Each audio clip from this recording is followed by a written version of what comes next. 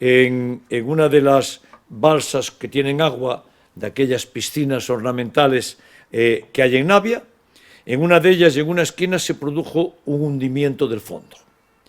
Eso significó que se salió el agua y ya perimetramos la zona, ya la vallamos, ya vamos a hacer los estudios para buscar soluciones alternativas en todos los ámbitos de agua de Navia.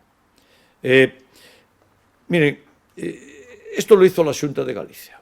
Esta obra la hizo la Xunta de Galicia hace unos 15 años y es una chapuza. Es una chapuza. Son unas balsas que no están cimentadas, son unas balsas que está el cemento encima de la tierra y claro, eso se desequilibra, la tierra cede y se hunde. Porque una parte de Navia lo estamos rehaciendo entero, porque la Xunta de Galicia hizo la obra mal, con pocos recursos, de forma apresurada, y esto está dando lugar, por ejemplo, a que ya tengamos que humanizar la calle Teixugueiras, y la vamos a hacer.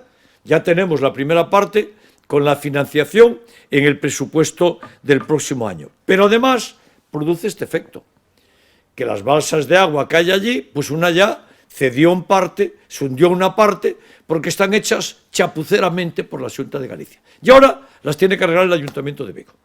Y las vamos a arreglar. Y vamos a hacer un sistema distinto al que hay en este momento de agua. Vamos a buscar una forma de decoración y de utilización de ese espacio distinta y más acondicionado y más propio de un ámbito tan importante como es Navia en la ciudad de Vigo. Y a partir de ahí, a vuestra disposición, si hubiera alguna pregunta. Veo para la pantalla si hay algún círculo azul, algún cuadrado, rectángulo, algún rectángulo azul. ¿Alguna pregunta? Muy bien. Muchas gracias. Muy amables.